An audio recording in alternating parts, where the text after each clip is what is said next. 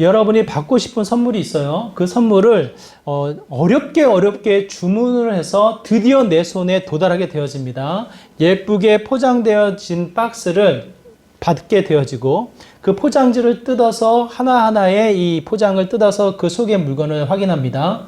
다 뜯어서 박스를 열어보니 그 안에 내가 기대하고 소망했던 물건이 있으면 참 좋은데 만약 없더라. 그럼 어떠한 마음이 드실까요? 실제로 애플이라는 이 아이패드라는 물건을 많은 사람들이 좋아하고 비싼 가격으로 판매가 되다 보니까 이게 이제 사기로 이어지는 경우가 많아요. 그래서 중고장터에서 이걸 그토록 이 돈을 모아서 아이패드를 사야지 해서 주문을 해서 받아봤는데 실제로 열어보니 그 안에는 아이패드가 없더라. 아마 이 실망감, 낙심뿐만 아니라 이 분노와 이 여러 가지의 감정이 휩쓸려서 손해보는 여러 가지의 안타까운 마음을 겪지 않을까 싶습니다. 그만큼 겉에 비춰지는 포장, 겉에 비춰지는 이 튼튼함 보다는 이 안에 기대하는 바, 소망하는 가치가 담겨져 있는 것이 얼마나 중요한지를 우리가 생각해 볼 수 있지 않겠어요? 오늘 본문을 잘 살펴보시기 바라요. 크게 느헤미야는 1장에서부터 13장으로 이루어져 있는데 크게 두 부분으로 나누어집니다. 1장에서부터 7장 그리고 8장에서부터 13장 두 부분으로 나누어지는데 1장에서부터 7장은 무슨 일을 하고 있습니까? 아까 제가 말씀드렸던 예를 들어 표현을 하면 포장을 한 거예요. 포장. 그야말로 예쁘게 그야말로 이 물건이 다치지 않도록 튼튼하게 포장을 한 거예요. 성벽을 쌓았습니다. 그 빈 공간에 이스라엘 백성을 초대해서 함께 하나님 나라, 함께 하나님의 백성이 어우러 살아가자 하나님 나라를 위한 성읍의 초대를 이루게 합니다. 1장에서부터 7장까지. 그러면 중요한 거. 포장을 했어요. 튼튼하게 쌓았어요. 그 안에 무엇이 중요합니까? 그 안에 들어가야 될 물건. 그 안에 갇혀져 있어야 될 내용들. 그것이 어느 때보다 중요한 가치로 여겨져요. 그래서 8장에서부터 13장은 그 내용을 확인하는, 그 내용을 꼿꼿이 채워나가는 형태를 보게 되어집니다. 오늘 본문에 대해서 무엇을 이야기하냐면 7째 달 초하루에 온 이스라엘 백성을 일제히 모이게 합니다. 3절에 보니까 수문앞 광장이라고 표현되어 있어요. 여러분 기억나시나요? 성벽의 모양이 기억나시나요? 좀 마른 목골의 모양인데 이 칸 가운데 광장이 있습니다. 광장. 그 광장에 온 이스라엘 백성 1차, 2차, 3차의 귀환을 통해서 또 어우러져 있는 모든 사람들을 초대하여 한 자리에 모여서 그 자리에 이루게 합니다. 그 자리에 모여서 무엇을 하고 있는가? 1절과 2절의 말씀을 통해서 우리가 살펴볼 수 있는데 1절과 2절의 말씀 우리가 함께 읽도록 하겠습니다. 함께 읽습니다. 시작!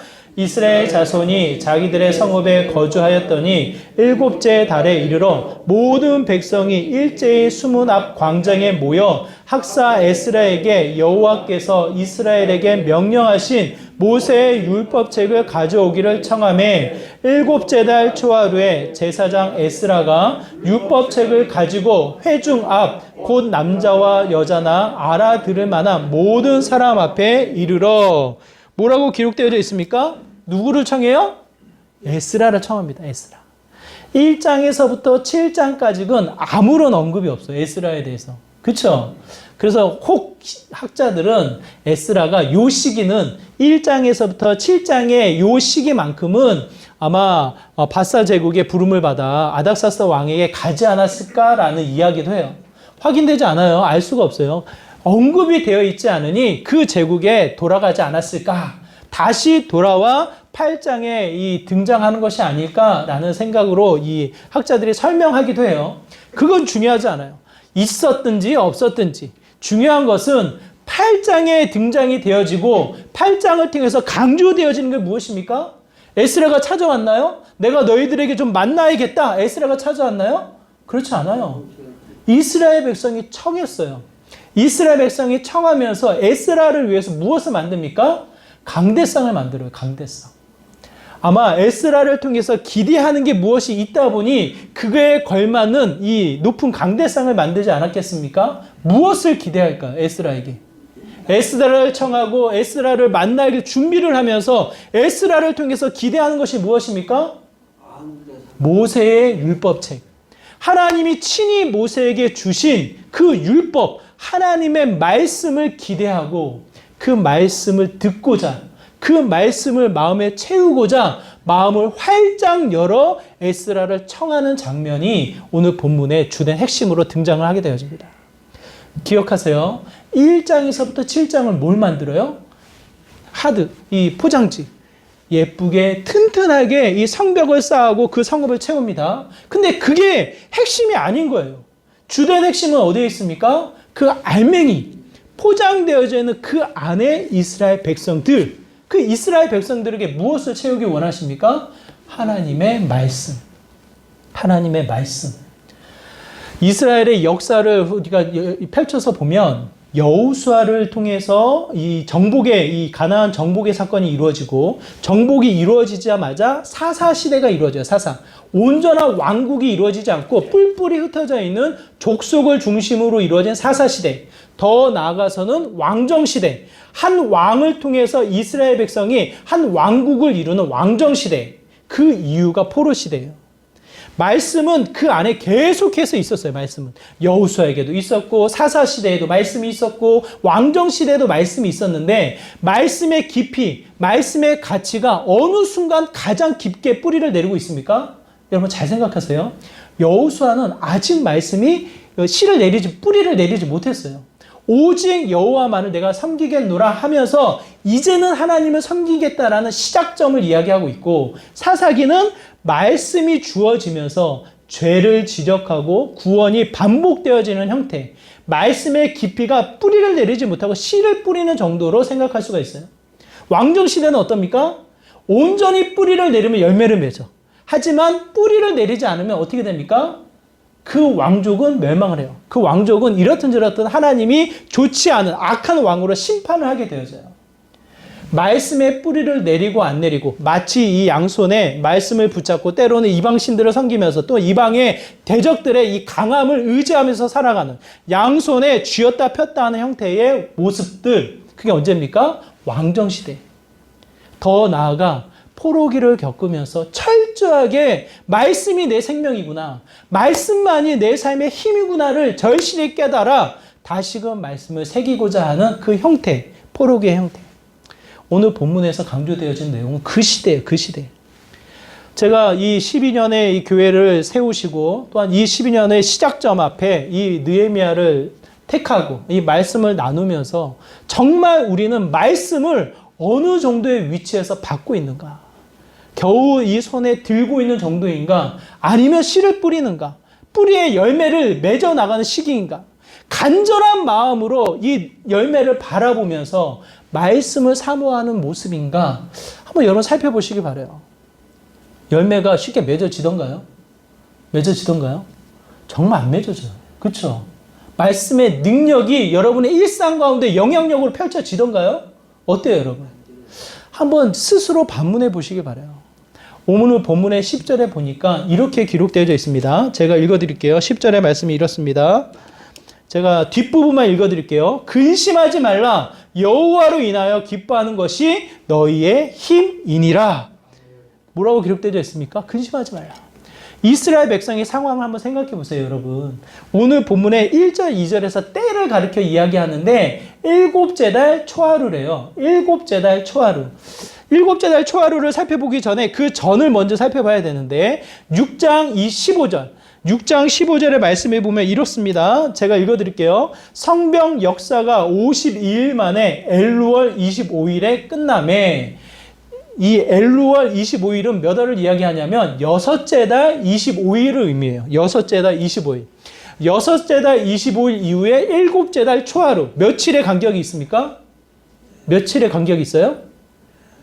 오늘 양력으로 따지면 5일 정도의 간격이 있는 거예요. 5일 정도밖에 안 돼요. 일주일도 안 돼요. 일주일도. 5일 정도밖에 안 돼요. 성벽이 다 준공이 됐어요. 성벽에 마쳤어요. 이스라엘 백성들 이 성읍으로 이사해라. 이 성읍을 채워라. 이렇게 선포하면서 느헤미야가 이야기하는 중간에 5일이 지나고 오늘 초하루, 일곱째 달 초하루를 맞이하게 됩니다. 일곱째 달 초하루가 오늘 양력으로 따지면 며칠이냐면 1월 1일이에요. 새해를 여는 시작점이에요. 새해를 여는 시작점. 만약 생각해 보세요. 느헤미야의 이야기를 듣고 성읍으로 가야겠다. 성읍에 들어가서 살아야겠다 하는 사람들 무엇을 준비해야 됩니까? 이사를 해야 돼요. 이사를. 이 새해를 넘기기 전에 빨리 이사를 하려면 5일 안으로 이사를 해야 돼요. 5일 안으로. 성벽이 다 쌓아져서 끝났으니까 이 두려움이 사라지나요? 어때요? 이 도비야 기억나시나요? 6장을 마무리하면서 도비야가 이 유대인들의 지인들과 많은 관계를 맺고 있다라고 표현되어져 있어요. 딸을 시집 보내고 아들을 장가 보내면서 이 사돈지간을 맺고 또 유대인의 이 지위 높은 사람들과 많은 관계를 맺어서 느헤미야를 모함하고 그 이스라엘 백성을 위협하는 상황을 수시로 펼치고 있다는 게 6장 마무리의 내용이에요. 상황이 바뀌지 않았어요. 성벽은 쌓았지만 성벽 안에 이스라엘 백성은 아직까지도 도비야, 삿발라의 이 여러 가지 동서남북에 흩어져 있는 대적들로 인해서 마음의 근심이 사라지지 않아요. 상황이 쫓깁니다. 상황이 분주합니다. 새해를 맞이하면서 여러 가지 두려움에 이 마음이 가득 채워져 있는 형태를 보게 되어집니다. 그럼에도 불구하고 오늘 본문은 이스라엘 백성이 무엇을 주목하고 있습니까? 여호와 하나님의 말씀.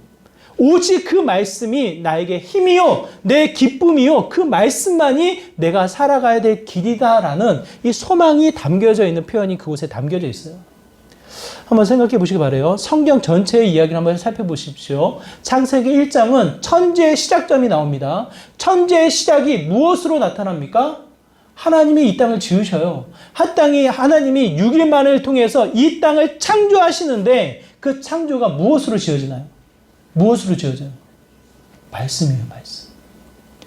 신약이 오면 예수님이 우리의 죄값을 치르기 위해 이 땅에 오시는데 이해할 수 없어요. 성육신, 예수 그리스도, 신앙의 고백으로만 우리가 고백할 수 있는 내용이지 이해할 수 있는 내용이 아니에요. 그런데 여기 아주 신비로운 표현이 들어가요. 요한복음 1장 1절에 뭐라고 기록되어 있습니까? 말씀이 육신이 되어 이 땅에 오셨다라고 표현되어 있어요. 예수님의 존재, 예수님이 이 땅에 오신 성육신의 놀라운 사건을 뭐라고 기록되어져 있냐면 천지를 지으신 그 말씀이 이 땅에 오셨다라고 표현되어져 있어요. 히브리서 고백을 보면 이렇습니다. 히브리서 고백도 한번 같이 읽어볼까요? 함께 읽겠습니다. 시작. 믿음으로 모든 세계가 하나님의 말씀으로 지어준 줄 우리가 아나니 보이는 것은 나타난 것으로 말미암아 된 것이 아니니라. 정확하게 바울을 통해서 히브리서 11장 3절 뭐라고 표현되어 있습니까? 하나님의 말씀으로 이 모든 것이 지어졌고 히브리서 1장 3절에는 하나님의 말씀으로 이 모든 것이 운영되어져 가느니라. 진행되어져 가느니라. 하나님의 섭리가 담겨져 있습니다. 뭐예요? 하나님의 말씀이 힘이다. 하나님의 말씀이 우리의 영혼의 생명이다. 여러분 부흥하면 무엇이 생각나십니까? 부흥하면 우리나라에서의 부흥은 조금 왜곡된 이해가 있어서 부흥했네 무엇을 의미해요? 많은 사람들 교회가 커지는 규모적으로 커지는 것을 부흥했네라는 이해로 잘못 이해하고 있어요. 실제로 부흥이란 단어는 무엇을 의미하냐면 내 영혼의 소생, 내 영혼의 생명력, 내 영혼의 새로운 은혜를 이야기를 해요. 그게 부흥이에요. 부흥. 이스라엘 백성이 이 8장을 통해서 이루고자 하는 것은 화려한 포장지, 튼튼한 성벽이 아니라 그 영혼의 새로움, 그 영혼의 부흥을 위해서 달려나가는 형태를 우리에게 보여주고 있습니다. 그 시작이 무엇으로 나타납니까? 여러분 기억하셔야 돼요. 철저한 하나님의 말씀으로부터 시작되어지는 것을 이야기를 해요. 말씀이 그 영혼의 생명이고 그 영혼의 소망이 되는 것을 이야기합니다. 제가 한 가지 예를 들어서 설명을 드릴게요. 여러분 기억해 보세요. 창세기가 마지막 사건이 요셉이에요. 요셉과 그의 형제들이 얽혀 있는 일이 벌어져요. 정말 말이 좋아서 요셉이지. 요셉 같은 삶을 내가 살고 싶어요. 이렇게 고백하는 분 계세요, 여러분? 형제들에게 배신당해요. 믿었던 주인에게 이 감옥에 갇히는 일이 벌어져요. 감옥에서 뭔가 열심히 하려고 하는데 점점점 요셉은 잊혀져 가요. 뭔가 소망을 담았던 일들이 사라지고 언제까지일까 눈앞이 보이지 않는 상황이 답답함으로 머물게 되어져 있는 게 요셉의 상황이에요. 요셉의 상황. 그렇지 않아요? 그 요셉이 정말 무슨 일인지 모르겠는데 감옥에서 풀려나 총리로 올라가는 일이 벌어집니다. 이 총리로 올라가서 그나마 하나님의 은혜라고 우리가 고백되어지지만 원수 같은 형제를 만나게 되어질 경우에 그 요셉의 마음 여러분 헤아려 보셨어요? 생각해 보셨어요? 저도 삼형제이지만 큰형님 둘째 형님이 계시지만 정말 요셉을 두고 생각했을 때 답답해요. 이게 어떻게 치유될까 알 수가 없어요. 형제들도 이거 눈치를 채죠. 이게 어떻게 이 일을 해결할 수 있겠냐. 이 아버지가 돌아가시면 그 원수를 그대로 우리에게 갚지 않겠냐.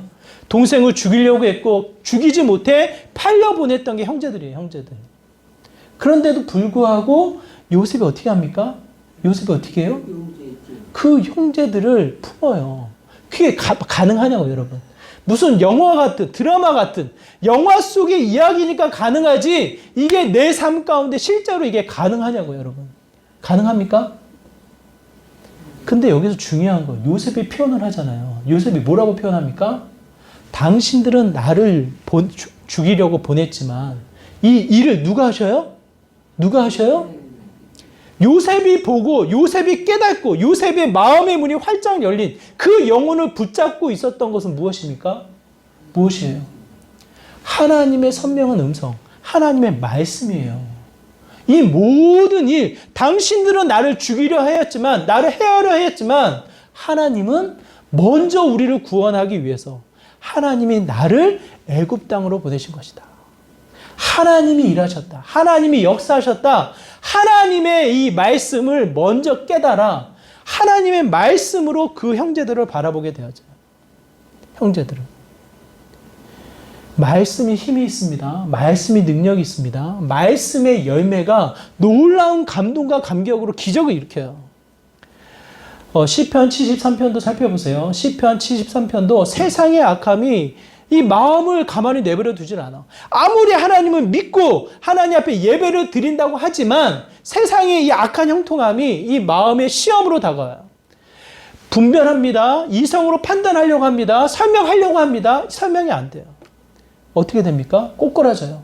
하나님 정말 계십니까? 당신이 나를 죽이려 합니까? 하나님에 대한 호소의 기도를 하게 되어져요. 그런데 이게 희한하죠. 시편 73편 15절 16절에 가면 완전히 바뀌어요. 완전히 바뀌게 되어지는 이 중간의 전환점 무엇인지 아세요? 성소에 들어가니. 성소에 들어가니. 성소가 무엇입니까? 하나님의 임재가 있는 곳. 하나님의 말씀의 상징이 있는 곳. 그 성소에 들어가니 악한 이 세상의 형통함이 다시 깨닫게 되어지는 거예요. 내가 죽을 것 같았는데 저 악인의 형통함이 그냥 세상을 향해서 빛과도 같이 바랄 것만 같았는데 결국은 그것이 아니구나. 결국은 무엇입니까? 악한 이들이 쓰러져 죽게 되어지고 심판을 받게 될 것이고 나는 하나님의 오른편에 하나님의 오른손에 구원을 받아 영원한 생명을 누리게 되겠노라고. 정말 주님과 가까이함이 뭐라고요? 내게 큰 복이구나. 이와 같은 고백을 하게 되어집니다. 이 고백의 전환점이 뭐예요, 여러분? 성소예요, 성소. 성소예요, 성소. 오늘 본문의 상황을 보면 그들이 한 자리에 모여, 교회에 모여 하나님의 말씀을 듣는 자리로 나아가는 모습을 보게 되어져요. 중요한 거. 하나님의 말씀을 읽는 그 자리에 우리가 전진해 나가야 합니다. 여러분 기억하셔야 돼요. 주일이라 예배의 형식으로 이 자리에 오시는 것이 아니라 하나님의 말씀이 어떻게 해서든지 내 손에 들려야 하고 그 말씀이 내 귓가에 들려야 하고 내 마음의 영혼에 새겨져 그 말씀의 생명력을 누리는 믿음의 삶이 되어야 한다는 것을 이야기합니다. 8장 8절의 말씀 우리가 한번 같이 읽어볼까요? 8장 8절의 말씀입니다. 우리 함께 읽겠습니다. 시작.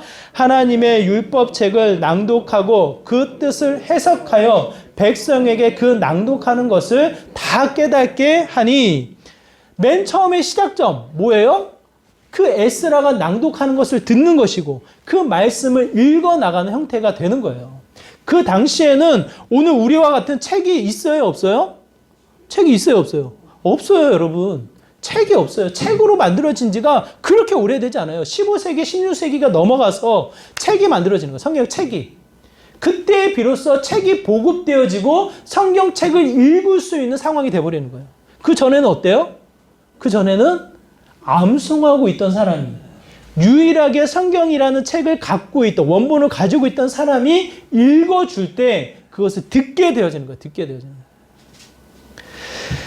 우리 종교 개혁을 통해서 우리 장로교가 형성이 되어졌는데, 이 개혁주의를 쫓아서 올라가면 칼빈을 만나게 되어지고, 칼빈을 쫓아서 올라가면 어거스틴을 만나게 되어져요. 어거스틴의 이 교부는 정말 이 영적으로 뭔가 깊게 하나님을 만나고자 상당히 많이 고민했음에도 불구하고 방황을 해요. 방황을. 쾌락주의, 이 세상의 낙을 한번 즐겨보자. 쾌락을 통해서 이 영적인 충만을 찾아보기도 하고, 이게 아니다 하니까 딱 돌아서서 마니교, 철저하게 자신의 이 죄를 절제하고 이 영적인 상태를 집중해 나가는 형태의 이단으로 빠져서 살아가는 열심을 내는 모습도 해보게 되고, 영적인 방황을 하게 되어져요. 이 마누교에 들어가서 한참을 고민하고 있던 중에 이 얽혀있는 사건인데, 어거스틴 참회록에 보면 이와 같은 기록이 남아져 있습니다. 마니교에 들어가 있는 상황에 이 표현이 나와요. 나는 여전히 내 죄의 포로인 것처럼 느껴졌습니다. 그래서 이렇게 비통하게 부르짖습니다. 나는 언제까지 내일 하여야 하는가? 왜 지금은 안 되는가? 나는 왜 이 순간에 나의 추한 죄를 청산할 수 없는가? 자신의 영적인 문제를 계속 고민하면서 공허한 상태에 빠지게 되어져요. 근데 이 순간 아이들의 노래소리가 들려요. 아이들의 노래소리가 들리는데 이렇게 표현하고 있습니다. 참회록에 보면, 나는 근처 어떤 집에서 들려오는 어린아이의 노래소리를 들었습니다. 그것이 소년의 음성인지 소녀의 음성인지 모르겠으나 그 아이의 노래소리는 이렇습니다. 집어서 들고 읽어라. 집어서 들고 읽어라. 후렴부가 반복이 되면서 그 노래소리가 자기의 귓가에 들립니다. 집어서 들고 읽어라. 나는 눈물을 그치고 일어났습니다. 바로 성경을 펴서 내 눈이 처음 머무는 구절을 읽게 되어집니다. 그 읽은 본문이 로마서 13장 13절에서 14절의 말씀인데, 우리 한번 같이 읽어볼까요? 함께 읽겠습니다. 시작. 낮에와 같이 단정히 행하고 방탕하거나 술 취하지 말며 음란하거나 호색하지 말며 다투거나 시기하지 말고 오직 주 예수 그리스도로 옷 입고 정욕을 위하여 육신의 일을 도모하지 말라. 어떤 아이의 노랫소리, 여자아이인지 남자아이인지 알 수 없는 어떤 아이의 노랫소리가 귓가에 맴돌아요. 집어서 들어서 읽어라. 집어서 들어서 읽어라. 무슨 노랫소리인지 모르겠어요. 이게 놀이 같지도 않대요. 자기가 아는 놀이가 아니다 보니까 놀이도 아닌데 노랫소리가 들리더라. 근데 그 노랫소리가 마치 하나님이 주신 음성과도 같이 성경을 들어 읽으라고 하는 것과 같더라. 성경을 듭니다. 성경을 펼칩니다. 손가락이 가는 부분은 있습니다. 로마서 13장 13절에서 14절. 그 말씀의 구절을 읽고 성경을 덮어요. 그 말씀의 구절이 어거스틴을 회심시키는데, 어거스틴의 영혼을 부흥케 하는데 충분했어요. 말씀을 덮고 어머니를 찾아갑니다. 어머니, 내가 이와 같은 말씀으로 내가 이 마음이 새로워졌습니다. 그 어머니가 그 얘기를 듣고 너무 기뻐해요. 내가 평생에 걸쳐서 너를 위해 기도했다. 단 한 구절의 말씀이 어거스틴을 새롭게 하여 그 영혼을 부흥케 하여 그 생명이 새롭게 되어짐으로 말미암아 이 기독교의 역사가 새롭게 쓰여지는 역사를 보게 되어져요. 종교개혁도 마찬가지예요. 마틴 루터도 마찬가지예요. 열심히 고민하고 하나님에 대한 질문을 품고 자신의 죄에 대한 해결을 통해서 이 고뇌하며 무릎을 꿇고 계단을 오르고 있는 중에 로마서 1장 17절의 말씀이 떠오릅니다. 정말 의인은 믿음으로 말미암아 사느니라. 의인은 오직 믿음으로 말미암아 사느니라. 이 말씀의 한 구절이 그 영혼의 새겨짐으로 말미암아 새로운, 정말 하나님이 이런 분 아닌가? 이 95개의 질문을 던져서 종교개혁이 시작이 되는 거예요. 종교개혁. 그 한 사람의 질문이, 그 한 사람의 마음에 새겨지는 말씀의 구절이 부흥케 되어 우리의 이 역사를 이루어 나가는 형태를 보게 되어집니다. 여러분, 말씀이 이렇게 힘이 있어요. 이렇게 능력이 있고 여러분의 삶을 바꿀 수 있고 여러분의 일상의 역사를 일으켜 나갈 수 있는 놀라운 하나님의 말씀인 것을 역사를 통해서, 성경을 통해서 우리에게 말씀해 주고 있습니다. 제가 질문을 드릴게요. 지난 한 주 말씀이 어떤 위치에 나에게 주어져 있었나요? 제가 어렸을 때 기억이 나는 것은 제사를 드릴 때 이 제사 음식을 어떻게 동서남북 어떻게 놔야 할지 이 병풍을 쓸 때 어떻게 써야 될지를 쓰는 이 책자가 있었어요. 책자가.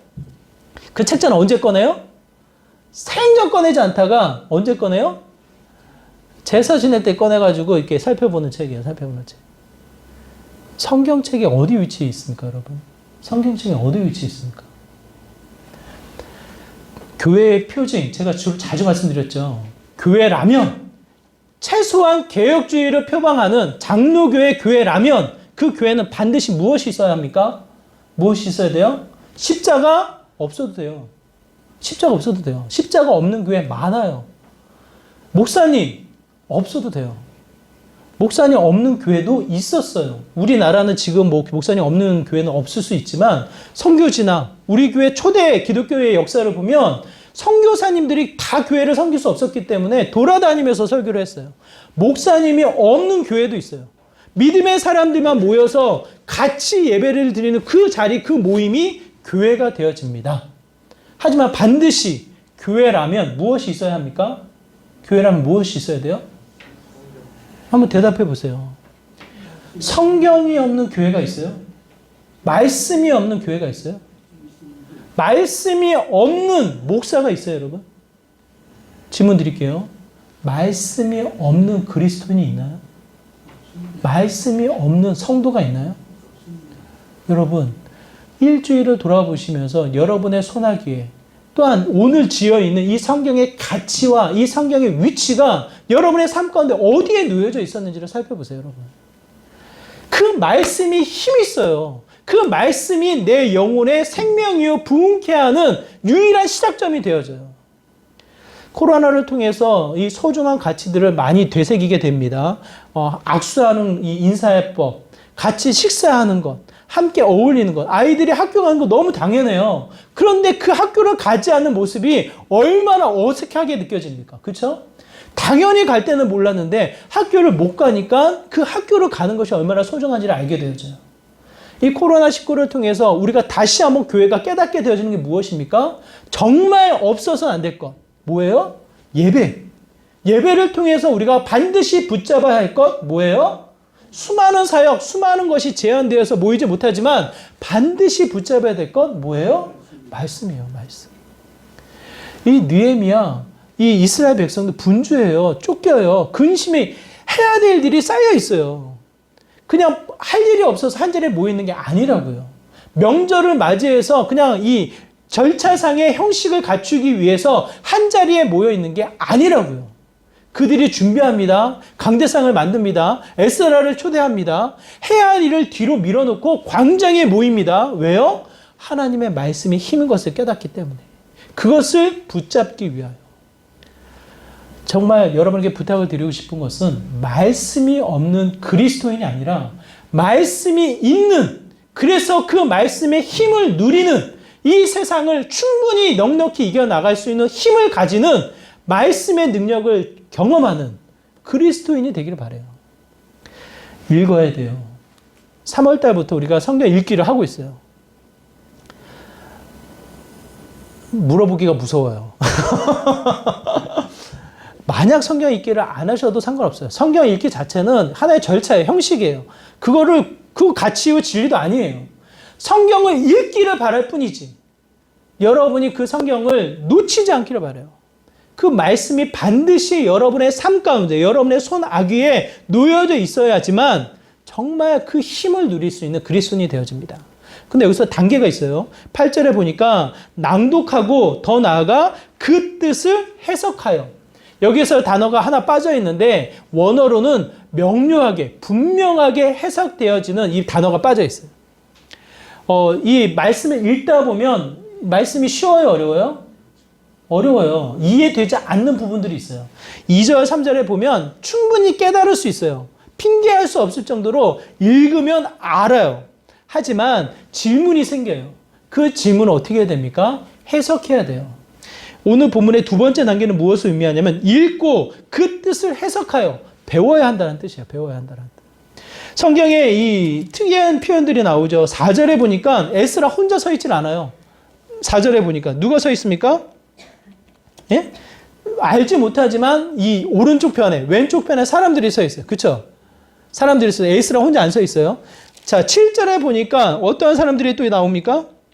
7절에 보니까 레위 사람들이 나오는데 쭉 이름이 거론되어져 있어요. 제가 읽어드릴게요. 예수아와 바니아와 세베랴와 야민과 악국과 사부대와 호디아와 마아세야와 그리야와 아사랴와 요사박과 하단과 불랴와와 레위 사람들은 다 그 뒷부분 같이 읽을게요. 시작. 백성이 제 자리에 서 있는 동안 그들에게 율법을 깨닫게 하였는데 무엇을 합니까? 그 레위 사람들이, 그 사람들이 서서 무엇을 해요? 가르치는 일을 하는 거예요. 가르치는 일을. 배워서 가르치는 일을 하는 거예요. 한번 생각해 보세요. 그냥 음향 시스템이 없어요. 음향 시스템이 없어요. 에스라가 아무리 높은 자리에 서서 큰 소리로 이야기한다고 해도 그 이야기가 다 들리지가 않아요. 무슨 소리 하는 거야? 중간에 막 물어봐요. 떠들어요. 그럼 어떻게 해요? 가르쳐 주는 사람이 있어야 되잖아요. 그 가르쳐 주는 사람이 되기 위해서 어떻게 해야 됩니까? 어떻게 해야 돼요? 자, 우리가 읽진 않았지만 13절의 말씀에 보면 그 지역의 지도자들이 에스라를 찾아옵니다. 함께 읽을게요. 시작. 그 이튿날 뭇 백성의 족장들과 제사장들과 레위 사람들이 율법의 말씀을 밝히 알고자 하여 학사 에스라에게 모여서 정말 이런 일을 제가 경험하고 싶어요. 이런 일을. 어떤 일을? 정말 이 목사님 성경을 읽었는데 이게 무슨 말인지 모르겠어요. 이게 무슨 뜻이에요? 좀 가르쳐 주세요. 밝히 알게 가르쳐 주세요라고 질문을 받는 일이 있으면 좋겠어요. 읽습니다. 읽고 더 나아가 어떻게 해요? 그 마음을 알도록 하나님의 뜻을 깨닫도록 배우는 자리로 나아가야 돼요, 여러분. 지금 우리가 제한적으로 못하고 있는 게 성경 공부예요, 성경 공부. 정말 여러분 성경을 읽을 때 제가 늘 말씀드리잖아요. 제가 아침마다 보내드리는 거는 참고예요. 그냥 그 본문을 읽기를 바라고 읽고 나서 질문을 주시는 게 제일 좋아요. 그래서 하나 둘씩 대화로 하나님의 말씀을 알아가는 과정을 함께 갖는 시간이 되었으면 좋겠다라는 생각이 듭니다. 정말 여러분이 말씀을 읽고 배우는 자리로 나아가는, 말씀을 듣는 자리로 나아가는 믿음의 모습이 되었으면 좋겠고, 마지막 8절 마지막 부분에 보면 뭐라고 기록되어 있냐면 그 낭독하는 것을 다 깨닫게 하니 라고 표현되어 있어요. 읽었어요. 배웠어요. 그리고 끝? 어때요? 그리고 끝? 그렇지 않아요. 오늘 본문을 통해서 우리에게 보여주는 반복되어지는 표현이 무엇이냐면 그 아는 것을 어떻게 했다? 깨닫게 하였다. 가르쳐 주었다라는 표현이 곳곳에 담겨져 있습니다. 이 표현은 우리 신명기나 출애굽기에도 반복되어져서 기록되어져 있는데요. 한 절만 읽어볼게요. 신명기 6장 7절의 말씀 우리 함께 읽겠습니다. 시작. 내 자녀에게 부지런히 가르치며 집에 앉았을 때에든지 길을 갈 때에든지 누워있을 때에든지 일어날 때에든지 이 말씀을 강론할 것이며 모세에게 주신 하나님의 말씀이거든요. 이 모세가 누구에게 이야기를 합니까? 누구에게요? 목사님에게, 간사님에게, 혹은 직분자에게만 얘기하나요? 그렇지 않아요. 이스라엘 백성들에게 이야기하는 거예요. 이스라엘 백성들에게. 자, 제가 말씀 자주 드렸어요. 이 자리에서 가장 은혜를 많이 받는 사람 누굴까요? 아까 1부 때는 제 아내가 앉아 있었기 때문에 지적하기 딱 편한데 제 아내요 딱 이렇게 얘기하기 편한데 제 아내가 없네 여기. 누가 가장 은혜를 많이 받을까 이 자리에? 누구요? 제일 대답을 열심히 하시는 우리 함집사님. 제가 누차 말씀드리잖아요. 앞에 서서 떠드는 사람, 앞에 서서 이야기하는 사람. 왜요? 준비했고 마음에 다졌고 그것을 내 입으로 선포하니 이 말씀을 가르치는 자, 이 말씀을 선포하는 자가 제일 큰 은혜를 받게 되어져요. 제가 우리 주일학교 선생님들에게 누차 하는 말이에요. 누차. 가르치려 하지 마라. 가르치려 하지 마라. 그 자리가 배우는 자리가 될 것이다. 확신을 해, 확신. 그 역할은 가르치는 자예요. 우리 어린 아이들 만나서 성경 구절 읽으면서 그 한 절 한 절을 설명하는 그 자리예요. 분명히 역할은 가르치는 역할이지만 누리는 것은 뭐예요? 정말 많은 은혜를 누리고 배우는 자리가 된다는 것을 확신합니다.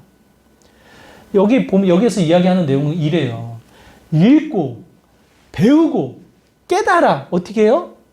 여러분이 가르치는 자리로 나아가도록 성경은 우리에게 말씀해주고 있어요, 여러분. 저는 이 자리에 계신 모든 분들이 세움을 얻는 하나님의 말씀을 선포하고 하나님의 말씀을 충분히 가르치는 자로 전진해 나아가는 믿음의 삶이 되기를 바라요. 다 목사가 되라는 뜻이 아니에요. 목사 될 수 없어요. 여러분의 가정, 여러분의 자녀, 여러분의 이 삶의 공간에서 내가 받은 말씀, 내가 안 깨달은 이 한 구절의 말씀, 그걸 가지고, 그걸 나누고, 그것을 증거하고, 내가 받은 말씀이 이래. 이 말씀이 나에게 이렇게 힘이 되더라. 이 이야기로 그 말씀을 가르치는 자로 세움을 얻는 것. 그것이 곧 우리에게 생명이요 힘이 된다라는 것을 이야기합니다, 여러분. 그 어떤 것도 아니에요. 성벽이 높게 쌓아져서 그것이 나에게 힘이다? 아니에요. 군사력을 많이 키워서 군사력의 전략을 많이 가지고 있어서 아니에요. 군사력으로 따지면 어디가 지금 제일 셀까요? 뭐 여러 견줄 수 있지만 그래도 미국이 제일 세지 않겠어요? 그럼에도 불구하고 미국에서 사는 사람들 얼마나 불안해요. 총기가 자유로워 그냥 이 여러 가지 형태의 이 두려움 속에 살아가는 형태를 보게 되죠. 안전한 건 우리나라가 더 안전해요. 실제로. 그냥 이 밤에 이 자유롭게 다닐 수 있는 건 우리나라예요, 사실은. 정말 이 힘, 정말 평안, 정말 누려지는 기쁨이 어디에 있습니까? 여러분 분별하시기 바라요. 내가 쌓아놓은 이 성벽 결코 그렇지 않습니다. 내가 가지고 있는 그 어떠한 것 결코 그렇지 않습니다. 내 영혼의 생명, 내 영혼의 유일한 소망, 하나님이 주신 말씀이기 때문에 철저하게 성경은 우리에게 말씀의 가치를 다시 한번 우리 두 손에 말씀을 붙잡고 말씀을 배우고 말씀을 선포하고 가르치는 자로 그 말씀의 힘을 누리며 살아가도록 성경은 우리에게 가르쳐주고 있습니다, 여러분. 제가 아까 요셉의 예를 들었는데요. 생각해 보세요. 요셉이 하나님의 음성을 들었는데도 그 음성을 받지 않았다면. 말씀이 없어요. 창세기는 이런 책이 없어요. 하나님이 직접 찾아오셔서 말씀하신단 말이에요. 성령의 감동으로 깨닫게 하신단 말이에요. 가르쳐 주신단 말이에요. 그 가르침을 받아 형제들에게 선포하지 않았다면, 형제들에게 가르쳐 주지 않았다면, 하나님이 하신 거다라는 이야기를 선포하지 않았다면 오늘 우리가 요셉을 어떻게 기억하고 있겠냐고요, 여러분. 가장 큰 은혜는 요셉이 받았어요. 하나님의 일하심을 경험하고 그의 가르침에 이 축복의 도구로 사용되어졌기 때문에 오늘날도 우리가 요셉을 기억하고 요셉을 주목하게 되어집니다. 여러분, 정말 놀라운 기적이에요. 그 말씀의 능력이 거기에 있어요. 제가 길게 설명을 못해요. 짧게.